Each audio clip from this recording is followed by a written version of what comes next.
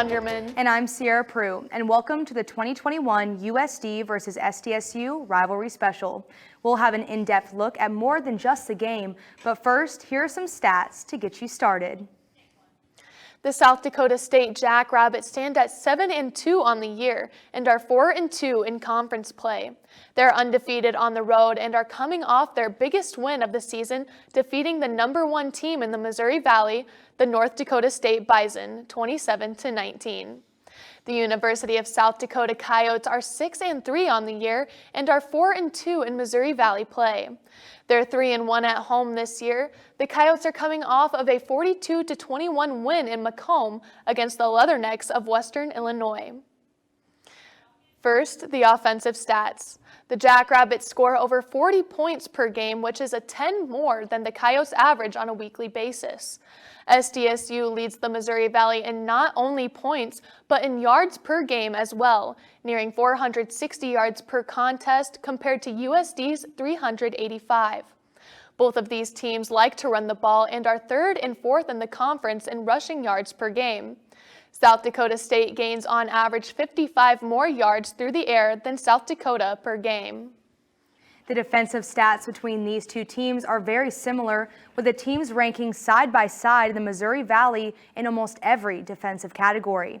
Both teams allow 17 points per game, which make them leaders in scoring defense. Yards allowed per game is separated by less than 1 yard, putting SDSU 1 spot ahead of USD, putting them at 3rd and 4th respectively in the conference. On offense, these teams run the ball well, and their defenses stop the run game just as good, with both teams allowing less than 95 yards on the ground per week. That's a stat that only one other team tops in the conference. These two teams find themselves in the middle of the pack with passing yards allowed per game. The Coyotes have a less than 1 yard advantage over the Jacks. The Yotes defense can get to the opposing quarterback as good as any team and find themselves only 2 sacks away from first place in total sacks this year in the Valley.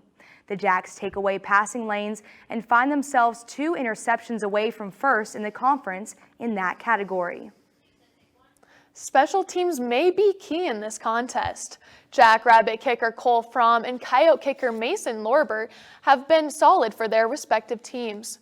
Fromm hasn't missed a PAT all year on 44 attempts, and Lorber hasn't missed a field goal since week 1. Both of these senior kickers have hit a field goal from 54 yards this year, which ties them for the 3rd longest in the Missouri Valley this season.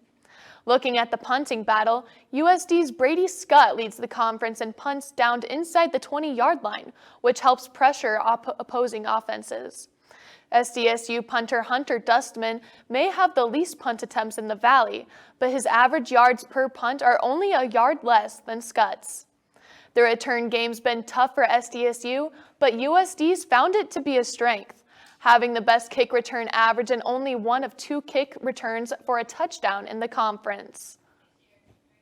USD's football announcer John Thayer has been with the team for many years. KYOT's Tommy Warden spoke with Thayer about this year's Coyote Jackrabbit matchup. Thank you, Sierra. I'm here in the Freedom Forum with John Thayer. John, in the game coming up this weekend, we've got 2 teams that have played exceptional defense all year. Do you think that's something that's going to come into a factor as the game gets down to the wire?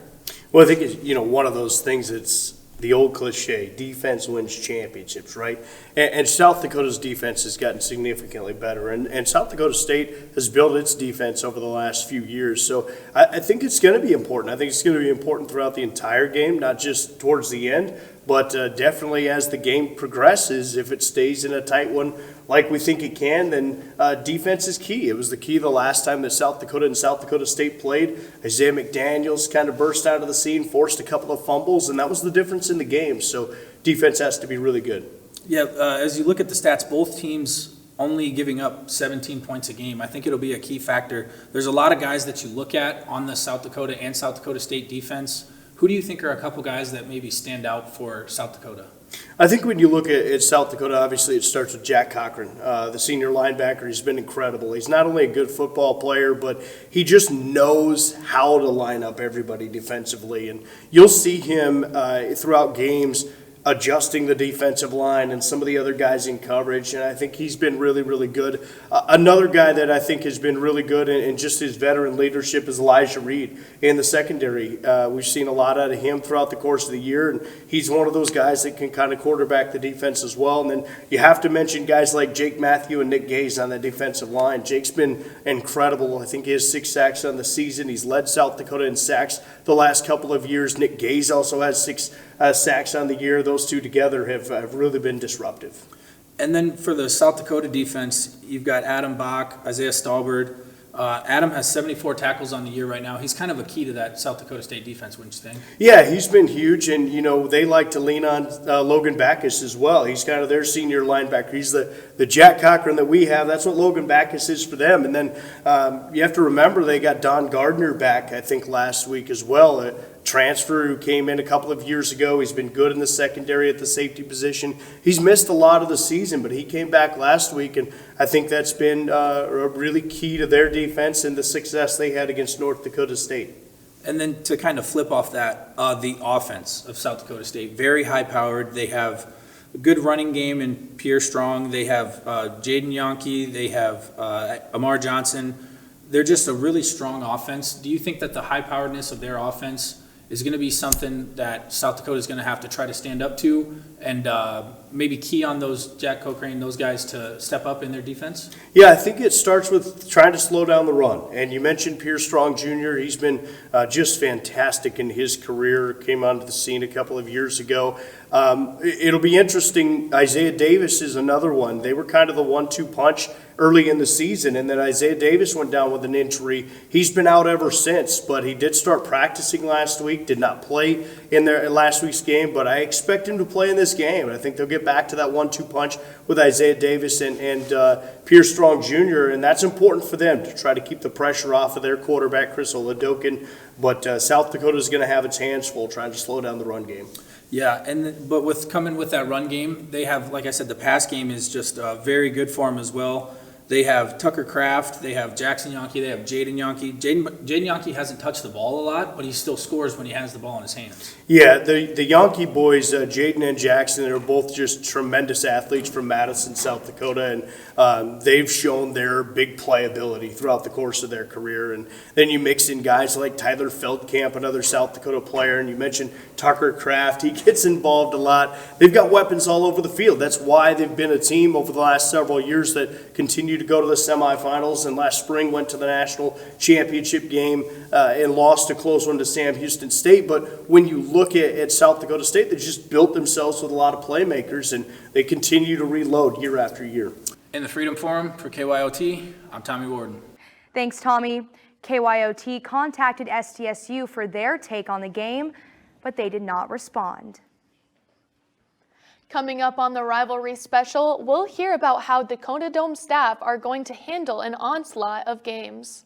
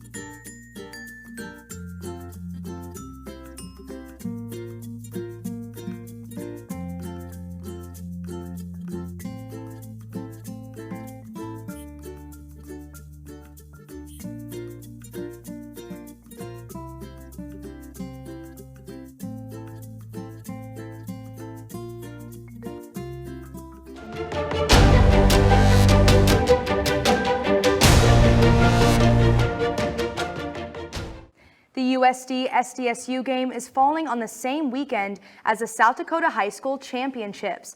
Gary Madsen and his crew have a lot to look forward to on the big weekend. KYOT's Tommy Warden gives us the details on how they're going to pull this off. As the Dome staff prepares for one of the biggest weekends of the year, they are aware of the task ahead of them.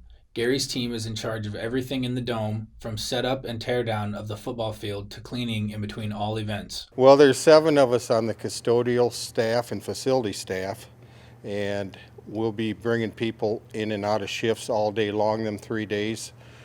Thursday we have 3 games, Friday we have 3 games, Saturday we have 2 games. So, of course, after every one of those games, we need to get in and clean the locker rooms and the stands and the concourses and get all the trash out of here before the next game starts. While gearing up for 8 football games in one weekend is not easy, the custodial group plans to use their prior experience. We do know what to prepare for and what kind of crowd we're going to have, and like you said before, this has happened with South Dakota State before on this weekend, so hey, we're just like everyone else. We love the Yotes, and we love it when we play South Dakota State at home, so we're all kind of looking forward to it. Gary also explained that concessions pre-planning is important to having the weekend run smoothly. To have a lot of things prepared ahead of time for such big crowds. I mean, that goes even with our concession stands. Gary has been working as a custodian in the Dome for over 25 years and says that the rivalry game is one of his favorite parts. It's the fun thing about athletics, sports, you know, the rivalry games. For KYOT, I'm Tommy Warden. Thanks, Tommy. The final game of the weekend for the Dakota Dome staff is at 7:30 Saturday night between Harrisburg and Brandon Valley. No football game is complete without a team of people behind the scenes broadcasting it to fans who can't make it to the event. USD's athletic marketing team provides live video of various Coyote sporting events. The Midcoast Sports production booth is located in the Sanford Coyote Sports Center. Here, production staff keep the broadcast of a football game running smoothly. Jaron Duffy is the Assistant Athletic Director for Marketing and Fan Engagement. He says game day is organized chaos for the media team. There's a lot of different conversations going to a lot of different groups that all kind of come to go together cohesively, but if you just walked into the production room on game day, there would be a lot of things going on. It would seem pretty unorganized, but everyone's kind of in their own pods and their own communication devices. The game day broadcast goes live on GoYotes.com. Midco's also showing the game on its various platforms. The marketing staff spend roughly 40 hours a week preparing for these athletic events. Saturday's game isn't the only chance for USD and SDSU to have bragging rights in the state. The SD Corn Showdown is a competition between the two schools. The showdown awards points for USD and SDSU in sports and academics. Communications Director Julia Fulton says the rivalry is a prominent part of the state's culture. We cover every single game between the two schools, and part of the reason is that South Dakota State and USD have some of the longest standing rivalries in the country. The Coyotes are leading the series so far 3-2, with the winner of the series getting the Showdown Trophy. While Vermilion is gearing up for Saturday's game, we asked Vermilion what the USD-SDSU rivalry game means to them. Here's what they had to say. Well, to me, it really means like a lot about like bringing community together. Tradition, excitement, I would say probably some uncertainty either way, especially this year.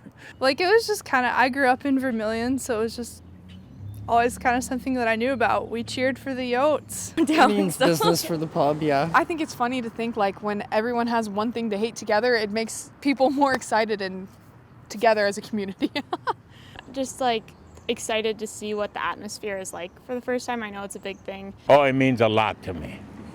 It's just an opportunity to really get excited about Vermilion and all the great things that we have that Brookings doesn't. The last rivalry game held in Vermilion and the Dakota Dome was in 2019. The community seems pretty excited for the game, Sydney. That's right, Sierra. When we return, Tommy Warden will be joining the desk for an interview with Coyote Radio's Tavin Carncross to discuss keys to winning the game.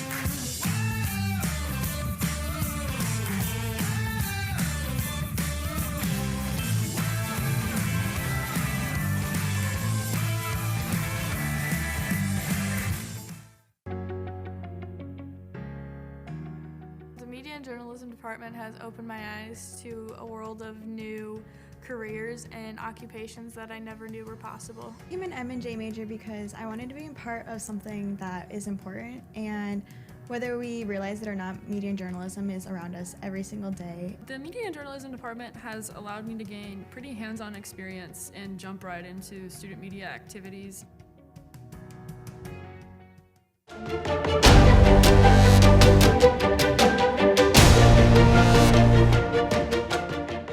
Welcome back to the USD versus SDSU Rivalry Special. I'm Sydney Funderman.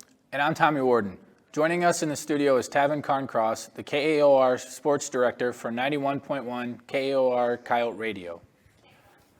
Tavin, SDSU is 4-2 this year in the conference. They have 2 losses to Southern Illinois and UNI. What do you think those 2 losses say about their season? Well, UNI has came back as a better team in this second half after losing their starting quarterback to the transfer portal. Theo Day has been way better for the team.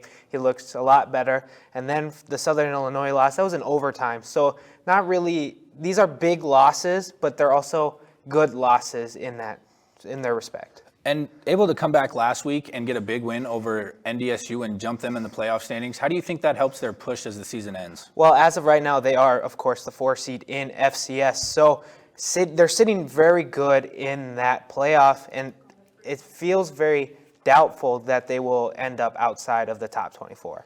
And USD, they're 4-2 in the conference as well. They have 2 losses to Missouri State and Illinois State. Do those 2 losses define USD? No, they don't, because in those losses, the Missouri State game, they were driving late, and then they almost scored a touchdown. Carson Camp threw an interception as their last drive ended. And then the other game, Carson Camp got hurt against Illinois State. So Cole Stenstrom had to play.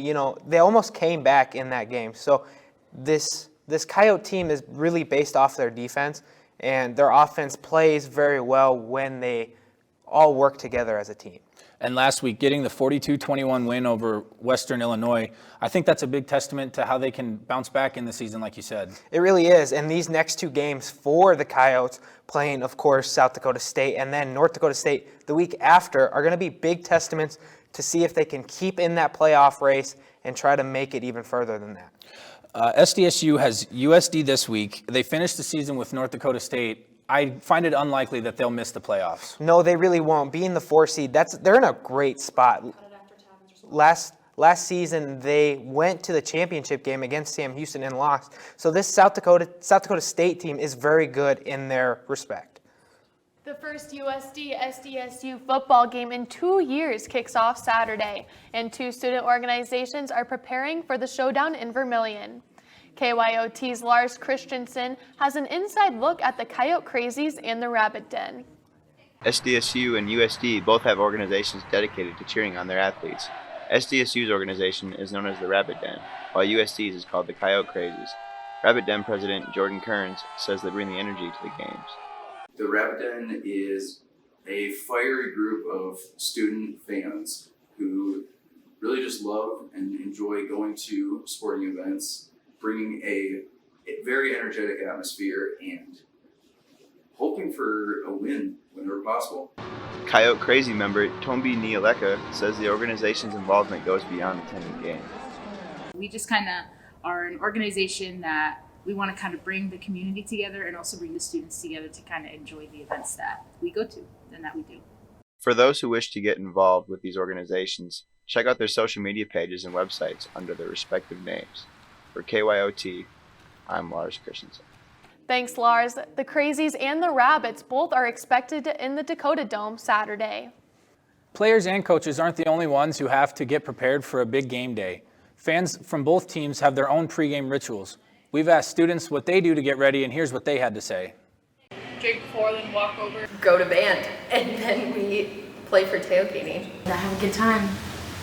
You know what I do? I wake up, I have an excellent lunch, knowing that SDSU is going to beat USD. We have coyote for supper.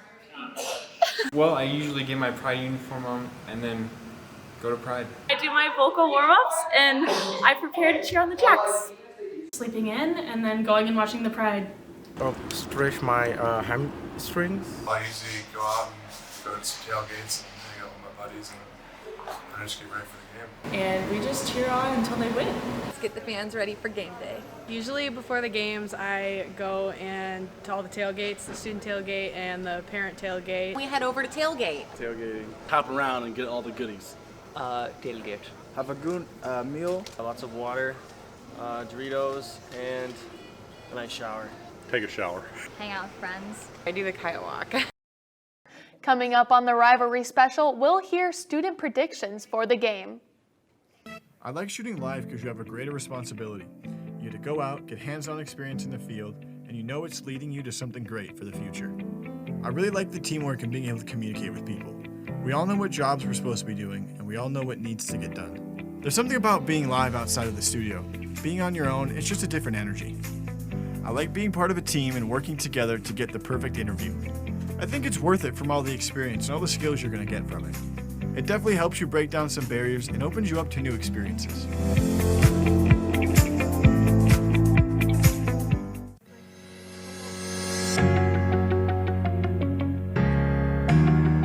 My favorite part about the CDC is like the community aspect. All the events have really good food and like activities and things that you just learn new things about.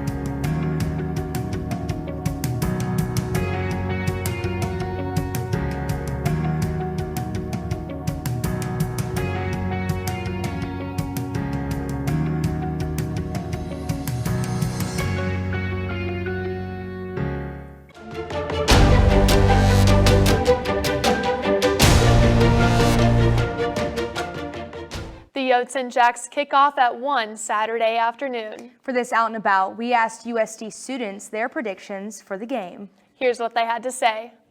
I believe USD is going to win because we got the best fan base. Yotes, obviously, because obviously, that's it. USD, because we're a better school. Definitely USD, and because we're better. Think? What do we think? Yotes are going to beat them bunnies. I don't know because I don't follow football this year, but I hope USD wins. USD is going to win. Duh, the Yotes, because go Yotes, baby. USD. USD, baby, go Yotes. Woo-woo! Well, USD, obviously, because we're the better school. In reality, I would say SDSU, but if anyone asks USD, and I will always say USD no matter what. USD, because we've been looking a lot better. I believe that the Coyotes are going to win because we have a very nice-looking team this year. That seems USD heavy. If we were to ask the same question in Brookings, the responses may have varied. Now it's time for a look around the other games in the Valley this Saturday. The Bison roam into Youngstown to take on the Penguins at 11. Southern Illinois looks to end their slide against Indiana State at 12. Northern Iowa is traveling to Springfield to take on the Missouri State Bears at 2.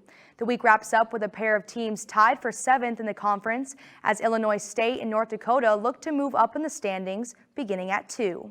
That's all for the USD versus SDSU Rivalry Special. For post-game coverage, check out the Volant and Coyote News next week. Thank you for joining us. Have a great weekend.